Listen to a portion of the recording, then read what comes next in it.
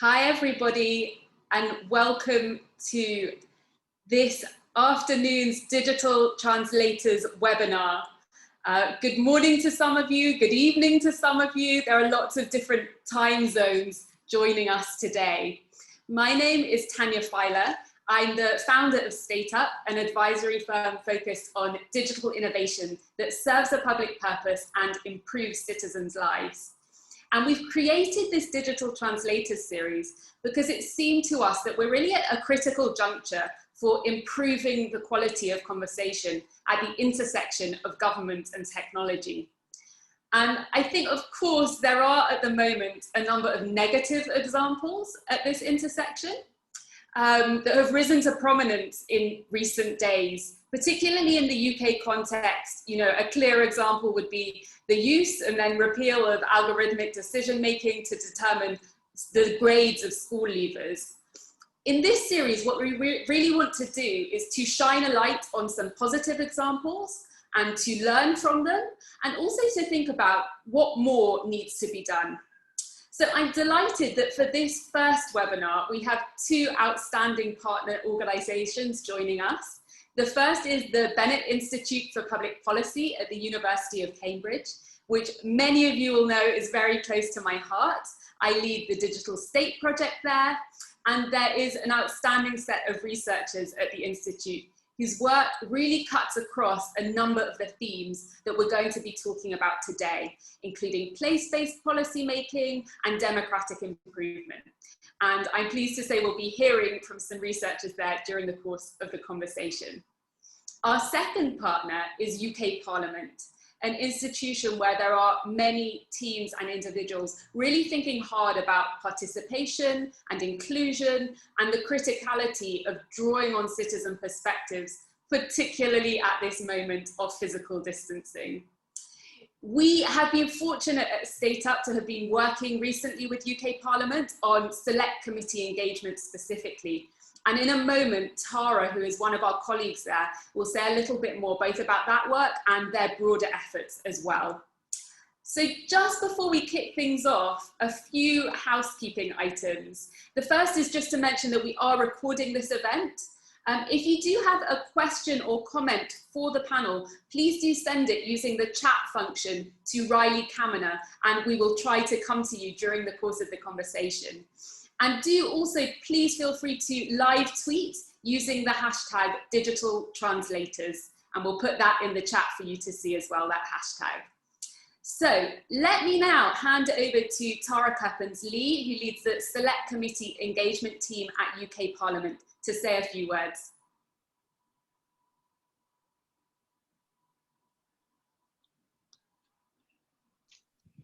Great, thanks so much, Tanya, for that really lovely introduction, and thank you so much for putting together today's seminar. My name is Tara, and I'm the Select Committee Engagement Manager at the UK Parliament. And I'm going to spend the next sort of 5 or so minutes just giving a quick run through of who we are and why we were really keen to take part today. And so first of all, I thought I'd just start with a really quick overview of select committees, just to set the context.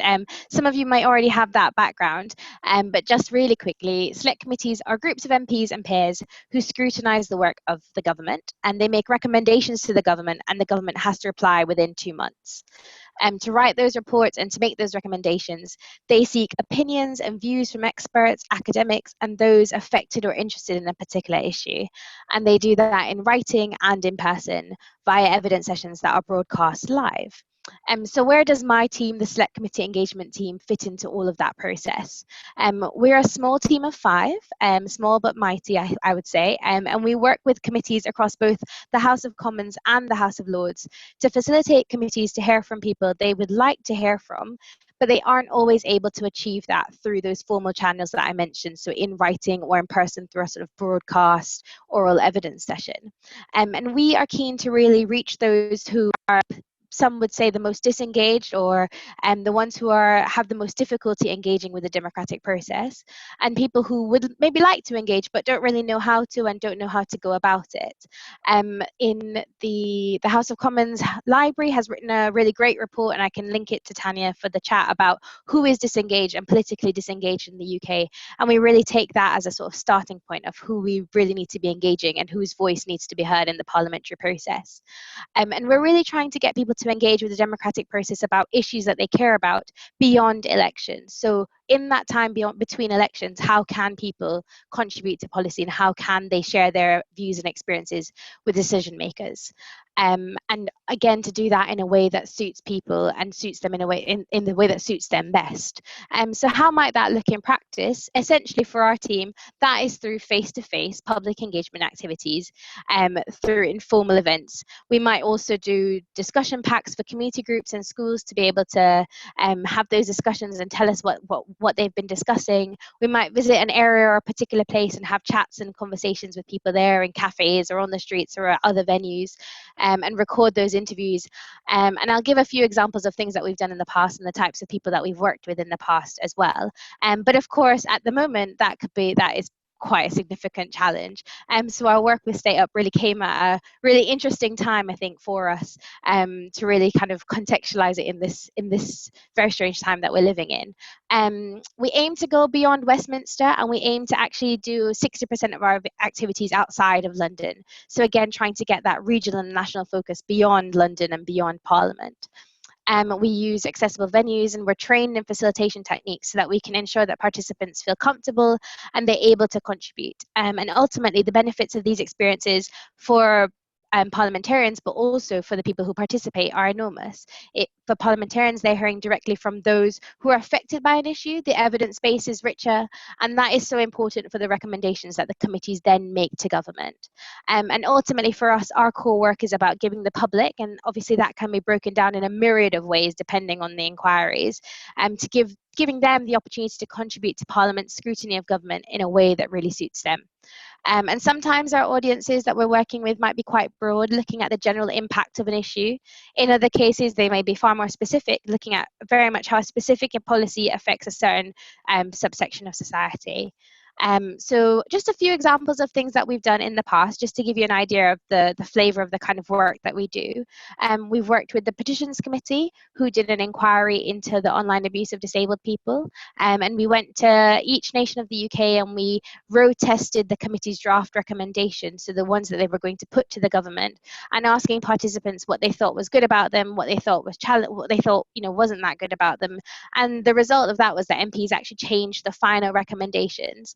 And that gave the recommendations a really strong foundation, as they had been devised in consultation with disabled people.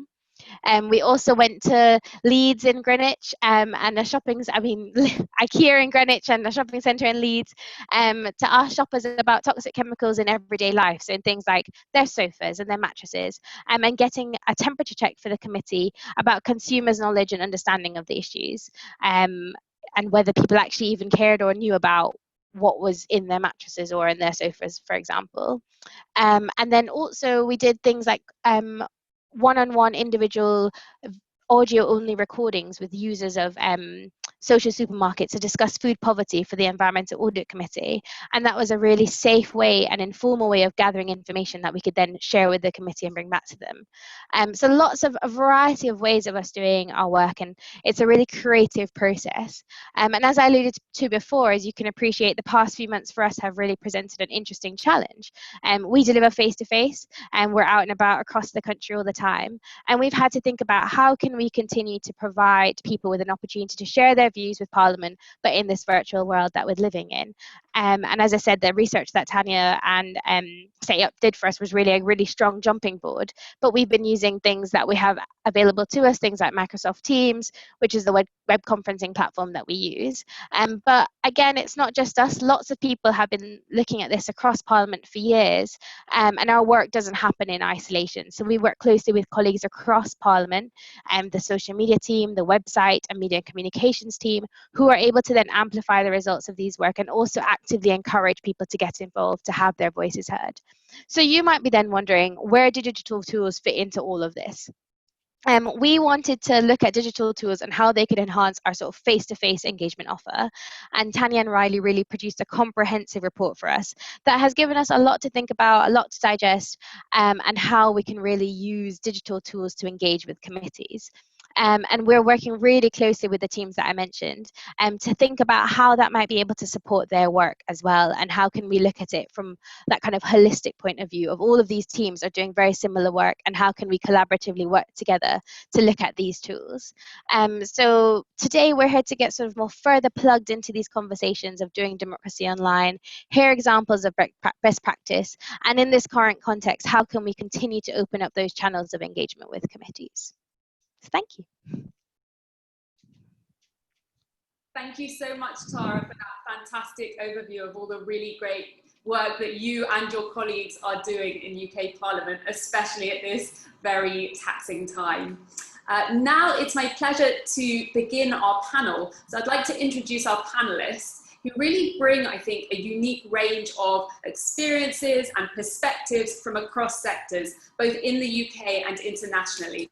So we're going to be joined today by Professor Cristina Leston-Bandeira, who's co-director of the Centre for Democratic Engagement at the University of Leeds and is chair of the UK Study of Parliament Group. From Tiago, who is a leading thinker on participation and is also senior public sector specialist at the World Bank Group. And Miguel Arana, Catania, who is a research fellow at Warwick University and the Alan Turing Institute. And he's also former director of Madrid's Citizen Participation Project and on the founding team at Consul. So a wonderful range of experiences to draw upon there. I think it's fair to say, you know, Tara also really made clear in her words that digital engagement, alongside, we could say digital anything in a way, has really been the subject of increased attention over recent months. But of course, there is a much longer trajectory relating to the study and development and implementation of digital engagement tools and techniques, and the thinking also about why it matters that long predates the pandemic. So I really want to take that as our starting point and think about that broader context a little bit. So Cristina, if we can come perhaps first to you, having studied and led research into parliamentary contexts over the years, where were we up to with digital engagement in parliamentary contexts prior to the COVID-19 outbreak? And what do you think has changed or perhaps stayed the same and hasn't changed at all? Thank you, Tanya. Can you hear me okay? Very well. Thank you for inviting me to be part of this panel. I'm sure I'll learn from it. It's a quite tricky question, that one, because the practice is so different from parliament to parliament. There is so much variation in terms of what parliaments do. And there's quite a few things about the parliamentary institution which make it specifically even more difficult to implement things like digital tools and particularly digital engagement. And we probably will come to that later on. And on that, I really want to differentiate parliament from government, which are very different types of institutions for lots of reasons. And Tara referred to that earlier. So there is a lot of variation. Parliaments have been very late comers to digital. They've, you know, where you've seen government, organisations, international organisations adopting digital very quickly. Parliaments have been very much late comers. But in the last decade or so, you have seen very many developments. And actually, the UK Parliament is an example of Parliament that has used and has made lots of developments in that area. Obviously, all the international cases like the Brazilian Congress or the Parliament in Chile, there's other examples, there's plenty more examples in there. But actually, the UK Parliament has done quite a few things. And there's lots of good practice. Tara referred some of it, for instance, the use of hashtag to collect views, crowdsource views on this particular inquiry, for instance, the use of online surveys to inform business, the use of digital debates since 2015 to link on specific debates happening in Parliament. The Petitions Committee has got a list that long of things that they've done digitally in terms of innovation. What is lacking sometimes in there, though, is more of a systematic approach to digital engagement. So you see pockets of really good innovation, but really some of it is really good, but it's not necessarily being used or disseminated across the institutions. And I'd say that happens in UK Parliament, but actually happens in most parliaments because of the type of silos which are characteristic of parliamentary institutions. And the things also missing are things like, for instance, closing the feedback loop, which is very difficult. So, you know, citizens submit something in and then they feel very frustrated because they don't really know what's happened to that. And the closing feedback loop, although in some cases may be quite obvious thing to do and easy to do, in many cases it's actually quite hard to do. And that's one of the things that parliaments often struggle to do. Involving the members more into it, into digital engagement, and this links to another aspect which I think actually is the main thing missing on digital engagement, which is integrating with parliamentary business. So often you see activities developing in parallel, but they're not necessarily linked to actual parliamentary business. So how do they feed into, say, scrutiny? How do they feed into the consideration of legislation? Or even, you know, if it's a sort of just a more education generic initiative, how does that feed into the wider institution? And obviously reaching out to relevant audiences, and that's something that is always hard. Digitally has got some challenges, face-to-face has got other challenges. Digitally, as we know, not everyone is available digitally. Not only that, not everyone has got the literacy of the digital skills needed to engage online. And reaching to relevant audiences is something that parliaments struggle, and it's something that Tara has referred there specifically. And it's something that they need to be proactive in trying to achieve that. And there has been, and there's lots of really good examples of, including the UK Parliament, of doing that.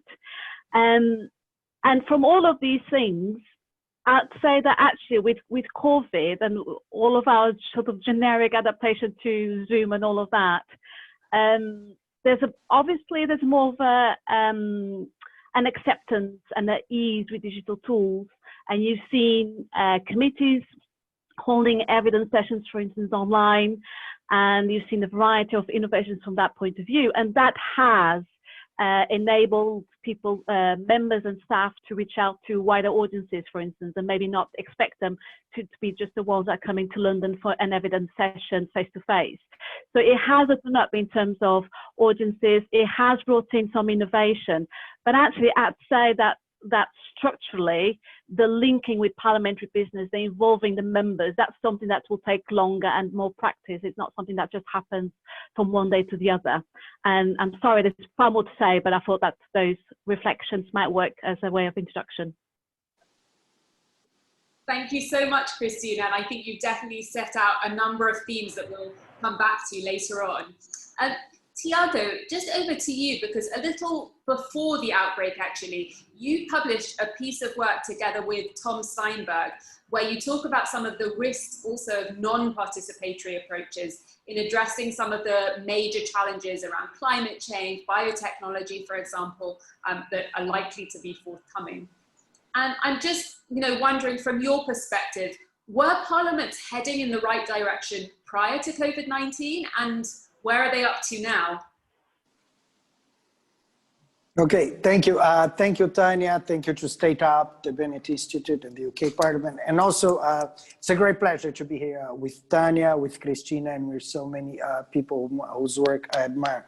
So, let me, before I get to the participatory politics issues, because it's something that we didn't anticipate. But I think where were governments before, right? Where were parliaments before, actually separating parliaments from government here, as Cristina very well said. It was obviously slow on the terms that it functions, right? I mean, and overnight you had a huge difference. Just to give an example, in Brazil, very quickly, there is an organization who just did a kind of like some quick research on seeing who is deliberating, which parliaments, which state legislatures are deliberating. It's called Bússola Tech, awesome organization in Brazil. And now we have the House and Senate doing virtual deliberations, voting online. We have 23 states and 125 city governments that are doing this now. And before, probably would be unthinkable if you talked about it, right? Now, I think we learned some things, not just in the case of Brazil, but looking at other places, right? Is that this transition to virtual mode of functioning, it does require some capacity in digital, Capacity in digital sometimes is going to be in-house capacity, but even just to procure solutions implies some internal capacity. And we've been seeing that this is determinant on who is making that shift or not, right? The other one is some level of institutional readiness. You can have all the technology in the world, but those who were fast movers, they already had some type of legislation or something that allowed them or that gave them the leeway for that. There are obviously also some uncertain impacts of what this process of virtualization are, impact on party politics. In lots of places we're seeing there's a loss of visibility of smaller members of government sometimes, and party leaders, particularly multi-party countries, they're getting much more in visibility. So what that is going to mean for politics because of the mere virtualization is something that we don't know and uncertain, right? An impact on media oversight. Before it's very easy, you know, media goes to just the capital city and they can be looking into the, they can using economies of scale of contact to be doing oversight. Now the oversight has to be fully done online, and what's that impact as well? Now if you ask me what has remained the same, I would say that the impact on participatory politics until now has been probably zero or very marginal, right? Organizations that were parliaments that were more likely to be opened, they continued open. Parliaments that are more, let's say, old traditional approach to lawmaking, representation, and oversight, continue doing the same.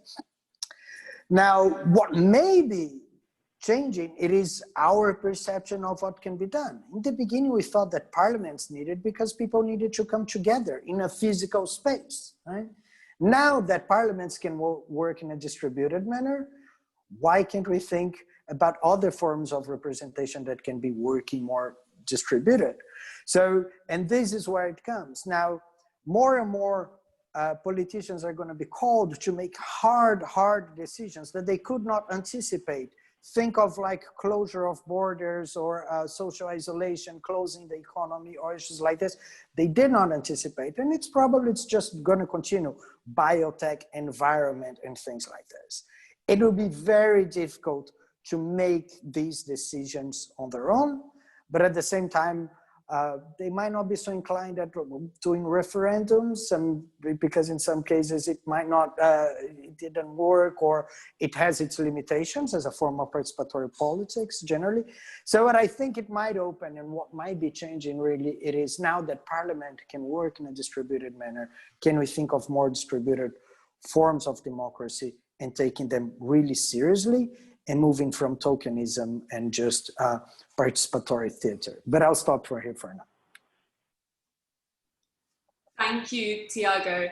That's a really interesting perspective, this idea that, in fact, in some ways, COVID-19 might help to open imaginations towards thinking about participation beyond referenda in certain contexts. So we'll definitely keep that in mind as we continue the conversation. And Miguel, you've been working at the forefront of both research and implementation for many years now, starting, of course, in the context of Madrid. So how much has changed since those early efforts where you were, really thinking through how to implement some of these changes in Madrid? Mm-hmm. Yeah, thank you. I think it's very important what Tiago was mentioning, and you also refer about the imagination of what is possible. Because I think that one of the important changes that happened several years ago is that now in the last 10 years, we have seen a lot of new kind of movements, social movements all over the world they're having a different imagination of what is possible. No? In the last 10 years, we have seen a huge wave of movements like the Occupy Wall Street movement in the States, the Indignados movement in Spain, and now we are seeing like movements like in Hong Kong, what is happening and so on. And all of those movements have appeared suddenly, had a lot of in common among themselves, like being really open, really movement for basically anybody. So it was not like activist movement, it's more like anybody's part of it, large scale movement. And those kind of social movement had a very different idea on how our governments and our political structures should work. And this is, I think, is a very important moment where the imagination of what is possible and what should be started changing. In these last 10 years also, we have seen some government forced mainly by these governments and in these countries where there was more active movements, starting to use digital technology to connect with the citizens.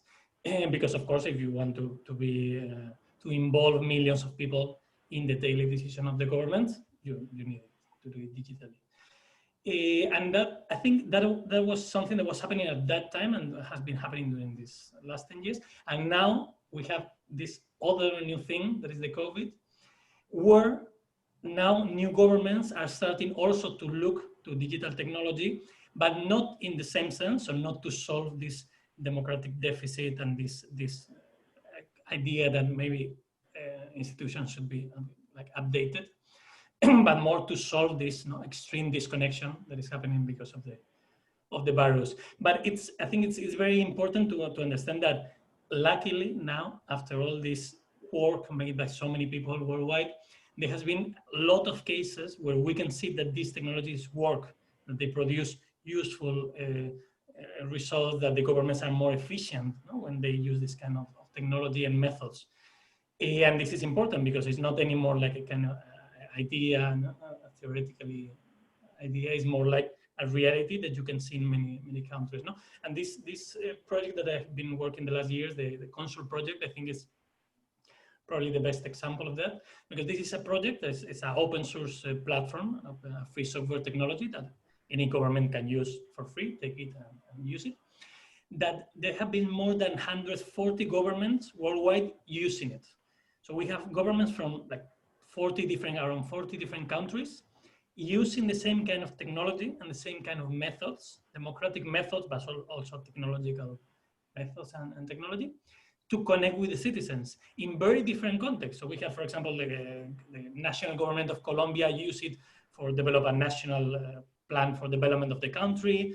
There were the government of Uruguay used it for the open strategy for the government. There were cities doing all the legislation through the platform. There were cities doing participatory budgeting cases with where people could decide 100 million euros how to spend in the city, and so on, and totally different contexts, from Colombia to Sweden to Germany to Netherlands, all of them using same kind of technology and same kind of method. So I think this is very important.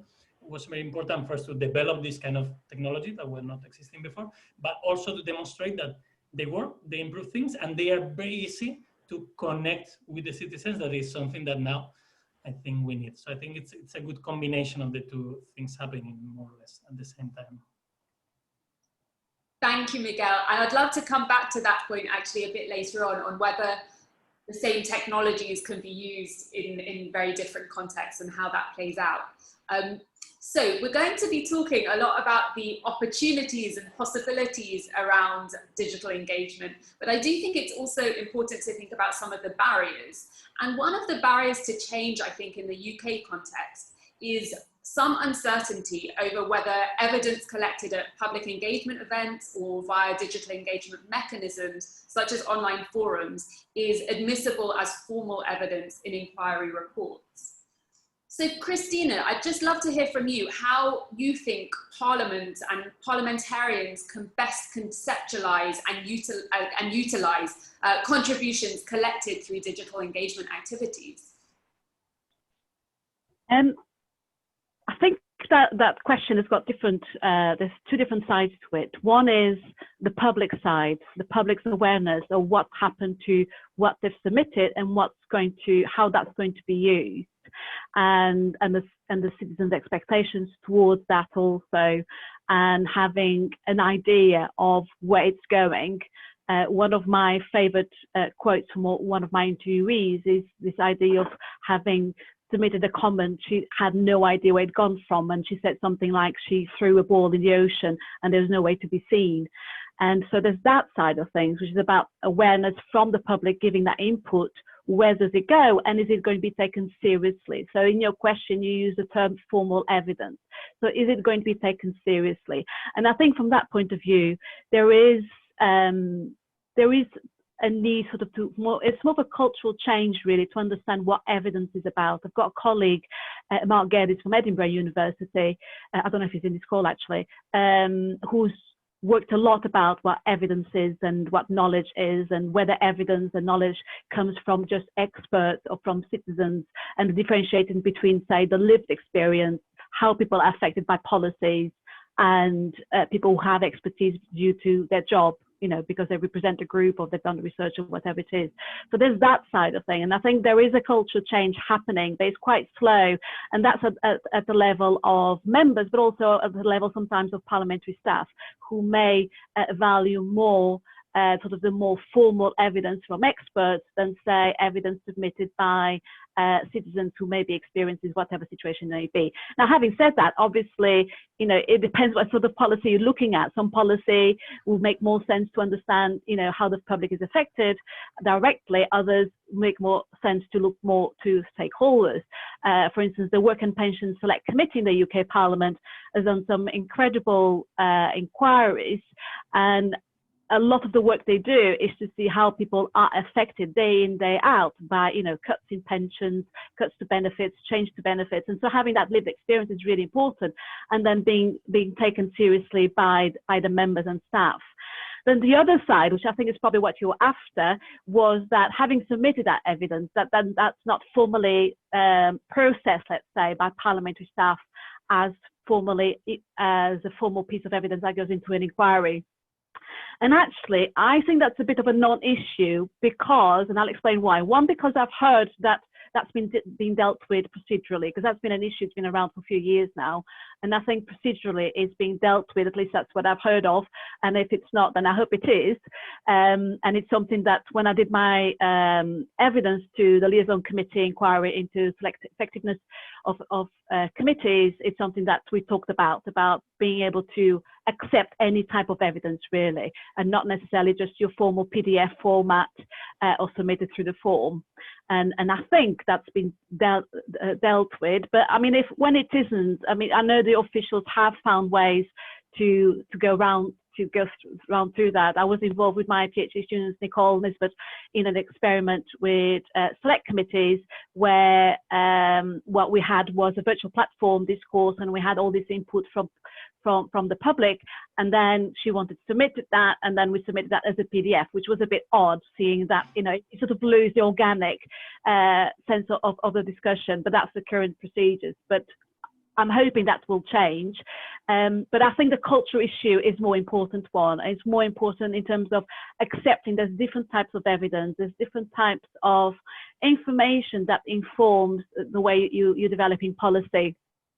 And that in many cases you may want to bring in sort of the expert view, who may also be more used to submitting a more formal type of evidence, like, you know, a 3-page report or whatever it may be, but also to value, particularly in specific contexts, just, you know, a quick tweet or a quick audio, whatever that may be, from people who may not be used to those types of submission of evidence, and to who you may not be really suitable, relevant to do so.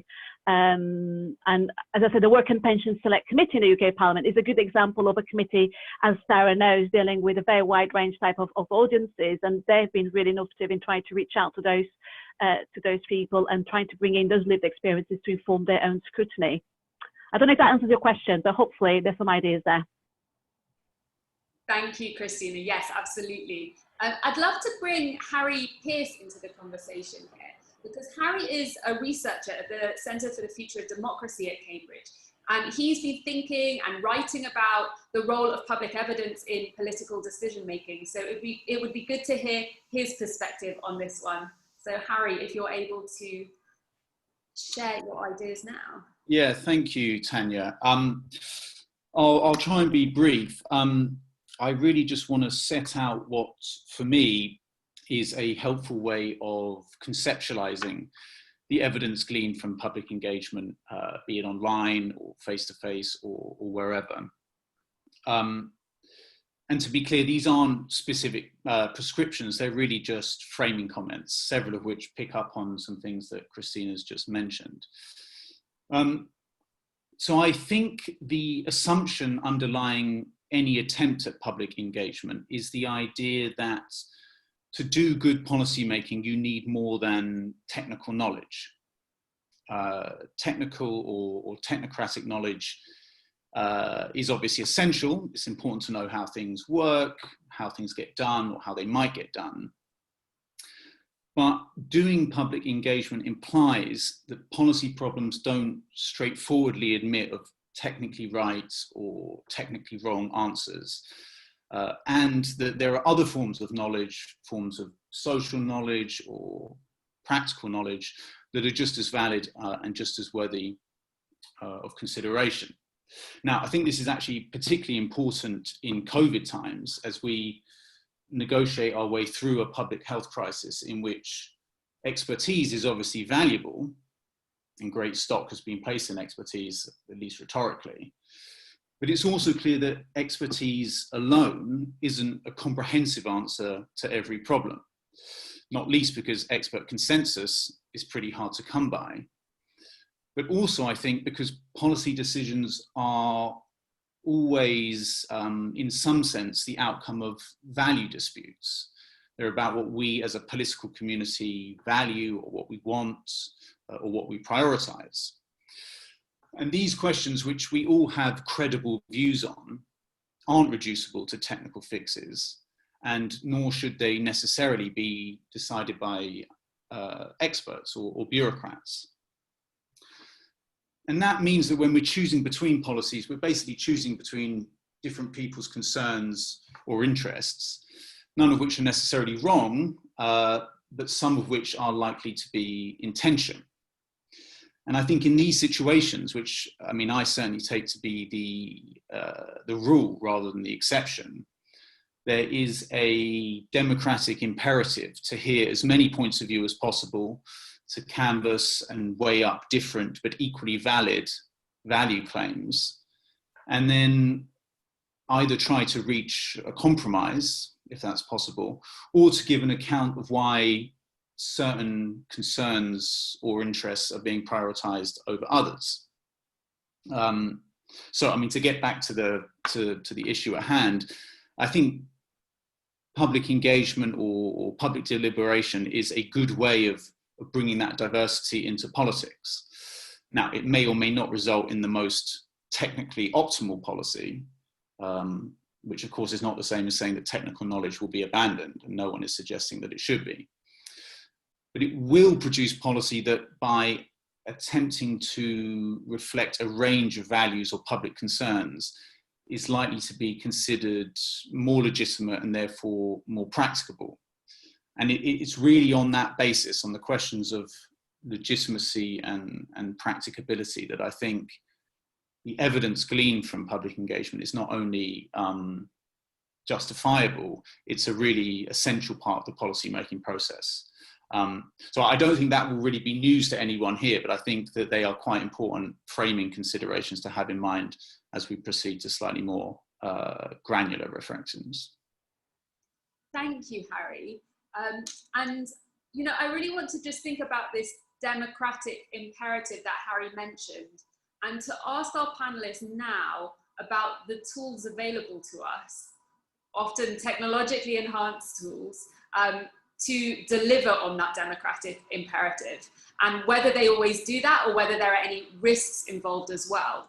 So Tiago, to turn to you, what are some of the latest technology innovations shaping participatory platforms recently, and how should parliaments think through their implications? Well, I think that one of those technologies that emerged that I think that is interesting and a bit related to the issue that we discussed before, it is identification technologies, right? So for a long time, and nowadays it's still used as a scapegoat not to engage citizens. Oh, it's because it's very difficult, for instance, to authenticate who is participating. I mean, pretty soon institutions are going to run out of excuses of that, if they haven't yet. And they probably have to come up with another excuse not to be saying why you're not accepting input online as valid, right? I mean, so I think identification technologies are are an obvious thing that can shift the balance, or at least get rid of one excuse for not to engage the public more. Not as experts, but a bit as Harry was saying, as end users of those policies, right? It's a bit of like an end user approach to policy making, if you think participatory policymaking. Another one, it is obviously the use of artificial intelligence, machine learning to facilitate large-scale processes of aggregation of inputs, which is already used successfully. But I think some of the biggest innovations are in institutional order that started to be used recently, in which you can think for an online environment. So for instance, what we call citizens' assemblies, which is now it's becoming more and more famous. But why not think of virtual citizens' assemblies? Right now, there's, before they were costly, but why not think, for example, of a virtual citizen assembly that could use different technologies to aggregate that, but you have a virtual permanent citizens assemblies that could be accompanying already the existing parliaments. There should be nothing that would stop them from doing that. Thank you. And Miguel, at Consul, you've been experimenting with technology innovations to improve the way that the platform works. I know that you've been working, well, as Tiago mentioned, with artificial intelligence in terms of identifying common viewpoints and aggregation of topics. So I'd love to hear a little bit about your experience with that and how you help parliaments to think through the use of these digital and emerging technologies. Cool. Yes. As I mentioned, this kind of technologies, the interesting thing is that they have been already used a lot in these last years by a lot of governments. This is also important because also connecting with the previous comments, we know that there should not be any really very relevant legal issue or technical issue because we see many different legislations and governments using this technology. So probably that is not the question. And one of the cases, as you mentioned, for example, the case of Madrid that I was working, was especially interesting because we had 500,000 people using this technology. So our virtual assembly was almost 500,000 people participating, who participated in more than 80 legislation, who every year decided how to use 100 million euros of the budget of the government and so on. So it's a daily reality for the city of us. And we saw the effect on that. And the effect just using the common technology is already incredible. So if you see, for example, what people do with the money when they can decide how to freely use 100 million euros, we saw that half of the proposal had to do with caring about the environment, a third of proposal had to do with caring about the homeless of the city, people with rare diseases or gender violence and so on. So this is what happens when you enable these technologies. And this is the important part, is that the social change that happens, the cultural change, when people suddenly are involved in all the important decisions of the government. It's not a technological change, it's not a legal change, it's the social and cultural change. But the interesting thing is that, of course, when you have this information and even when the results are great, you know that you can go much farther away because the information is very rich. So in the last months, we have been working here in the Alan Turing Institute and with the Warwick University, using artificial intelligence to this case to know how far we can go. And it's really amazing. We have, for example, cases where we have 20,000 proposals of people were talking about everything, and these artificial intelligence technologies are able to read all the proposals and automatically categorize, understand which ones are talking about the different issues, and show you like a list of the important, the relevant issues and where each proposal fit. You can automatically connect all the people and all the proposal talking. You can see in a map like how different is each proposal from each other, so you can really have a very simple view of all the huge debate like that. I'm talking about tens of thousands of proposals, or having debates where there are hundreds and hundreds of comments and automatically summarize all this information maybe in 1 or 2 paragraphs. So of course, this technology makes lives much easier and we can go much beyond. But even without that, even with this last state-of-the-art technology on artificial intelligence, just using this kind of existing platform that for the last years, let us go really, really, really far away. Thank you very much. That's a really interesting overview. And just a reminder that if you do want to ask a question or have a comment, then if you leave it in the chat for Riley, then we will try to come to you and bring you into the conversation. I do just want to ask Cristina about some of the potential limitations of purely online approaches.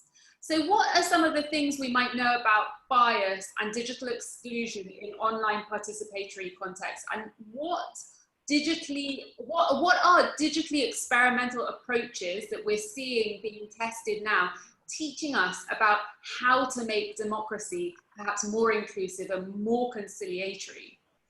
Cristina, over to you. Thank you. I always think that online or virtual, digital is just there as a way of enabling what we want to do.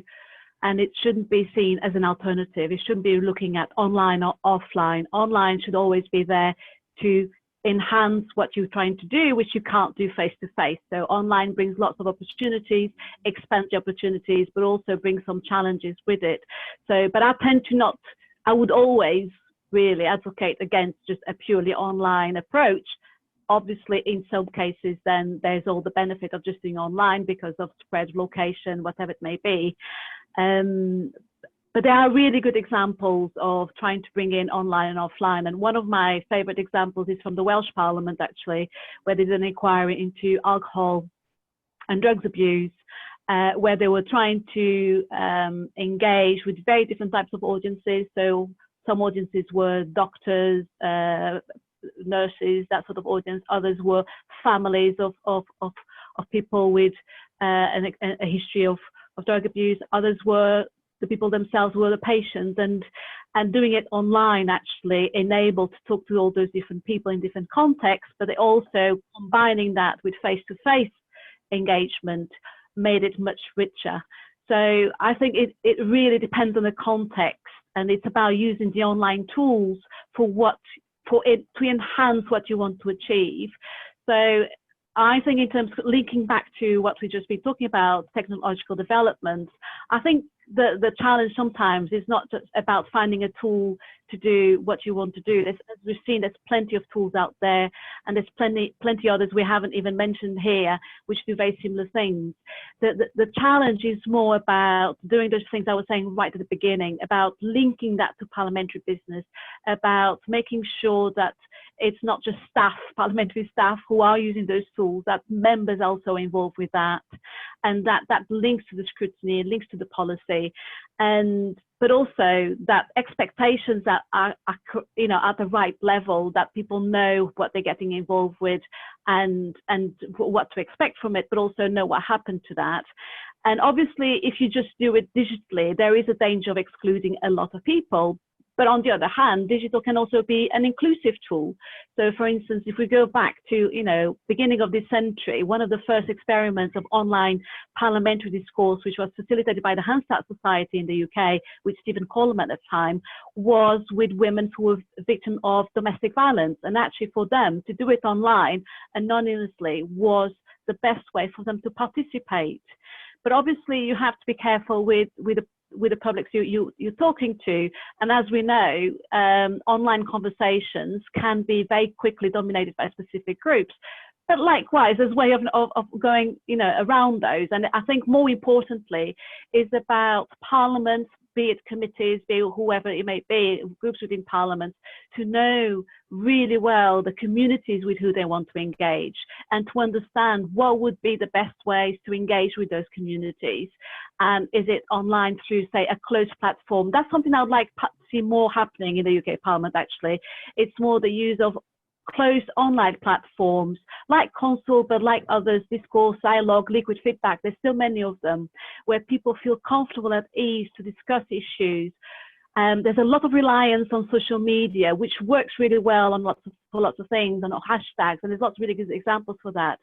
But there's actually many other things that could be done better, I think, if people had more of the space and the time to reflect and deliberate on the issues they're talking about.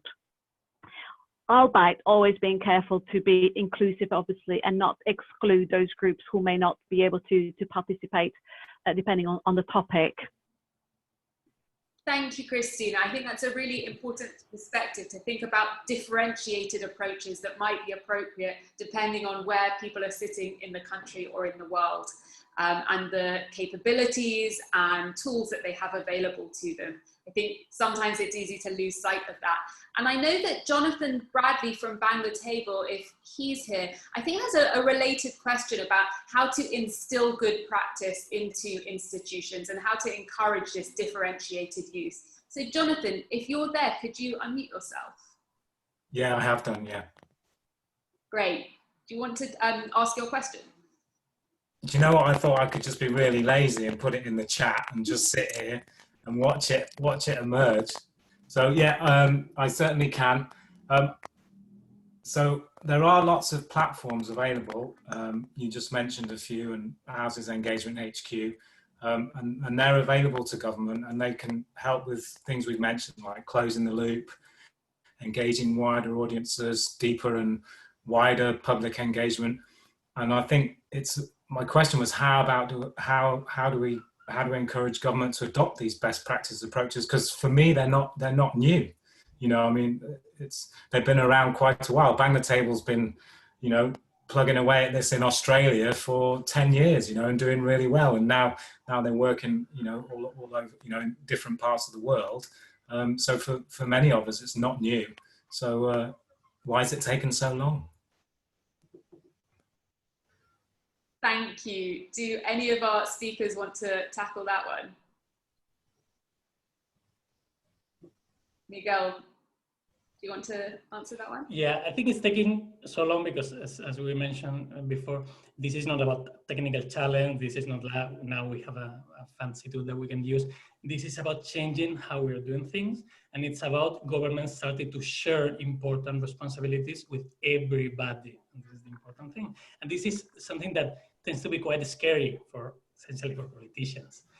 In the last years, what we have seen is especially a lot of local government, especially being the ones starting to use this technology. Because at the end, it's not because there's less or more complexity, because some local governments are as complex as national governments. It's because sometimes the responsibilities and the decision at the local level looks a bit less scary. It looks like, if people take the wrong decision, not so many things are going to be wrong and problematic, so we can try. So they have been the brave entrepreneurs, the startup who tried the new methods and demonstrated that it works. And now it comes the moment finally to go to the national level, because as I mentioned before, these kind of tools and technologies are designed to work at large scale levels. So we're talking about technologies that are designed to have millions of people using technology. So essentially there is nothing different to change at the national level.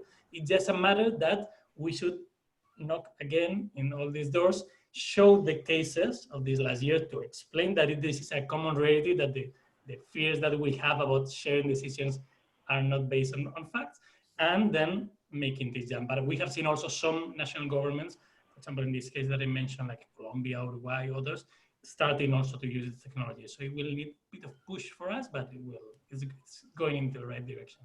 Oh, lovely. That's really encouraging. Thank you.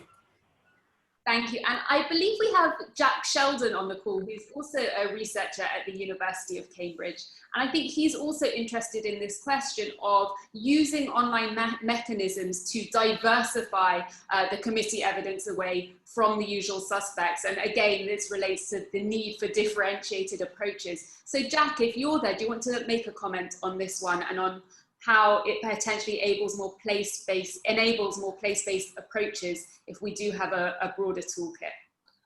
Thanks, Tanya. Yeah, I only wanted to come in briefly, really, to kind of slightly bring it back to the pandemic, I suppose, in the UK context and elsewhere.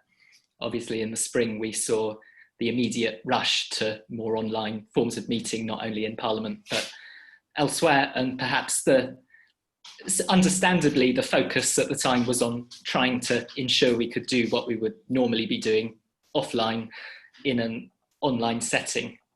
So I'm really interested in what the panelists think about the potential that this greater experience that everybody now has with online methods has for addressing some of the kind of long-standing complaints that committee evidence in particular, but engagement in general, is dominated by usual suspects from particular demographic groups, but also I mean, with a lot of my research being around territorial politics within the UK and within England, around place as well, and whether this is really an opportunity to be, while Parliament continues to sit in London, to do something to address the kind of London centricity of evidence taking by committees and elsewhere. And I suppose just one final kind of point to add to that is that, you know, how far is there the potential for kind of new ways of engaging to be developed along that kind of place-based perspective. Thank you, Jack. Tiago, do you have any insights into that, perhaps from an international perspective, of place-based approaches that are rising to prominence perhaps outside the UK as well? Yeah, look, I mean, what we've seen in some places, but has been done mainly by executives in terms of place-based, right? And it's kind of like a bit of an old invention, which was they used to call itinerant governments. It has been extremely popular in many countries in Latin America, very popular. I mean, what would be the thing of like itinerant parliaments? I think that opens a question again. And I think there's a tension as well, because I think it's great for us to become, for example, to make the parliament closer to its citizens, but the virtual has all come with a bit of a tension, because one of the things that virtual also allow now is to stop thinking of constituencies, not only in terms of territories, but in terms of preferences. I mean, so I don't know, you have the people who care about environmental practices, or the people who care about very specific issues. I don't know, asphalt the earth or plant roses or something like this. And that allows them to connect. The internet is a space that allows these people to connect, but our old model of fixed on geographic representation, it's kind of like puts a tie into it.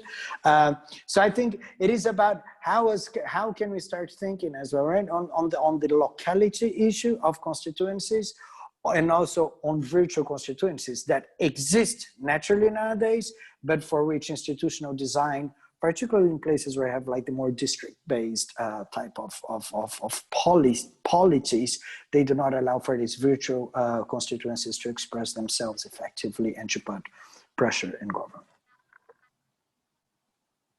Thank you, Tiago.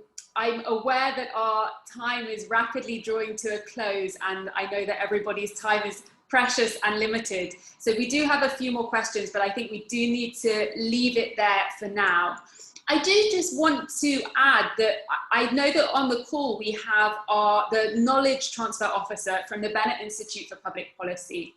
And I think a really important issue here is to think about how stakeholders involved in developing and evaluating digital engagement processes and products and services, you know, whether that's parliamentary staff, researchers, parliamentarians, the technology community, many of the people represented here on this call, you know, to think about the best methods of interaction and how to build and further develop this ecosystem and transfer knowledge among these different constituents. So I just wanted to flag up that if you are particularly interested in knowledge transfer, then do get in touch with us and we'll connect you with Owen Garling, who, as I say, works at the Bennett Institute in a knowledge transfer capacity. But now I think it remains for me to thank our panelists, to thank Riley Kaminer, who's been expertly manning the chat function and helping us on the technological side, and also to our partners at UK Parliament and the Bennett Institute for Public Policy. I'd also just like to make you aware that our next Digital Translators webinar is going to take place on October 27th, and we're going to ask how to be a digital translator. Who is best placed to lead and broker conversations at this intersection between the worlds of governance and technology, and what capabilities and skills do those roles require? So please do join us for that. We'll be joined by a stellar panel and we would love to see you there. The Eventbrite link will be in the chat in a moment, and we will also circulate further information about that one closer to the time. So thank you everybody for joining the conversation today, and do enjoy the rest of your day or evening, and we look forward to seeing you again soon. Thank you.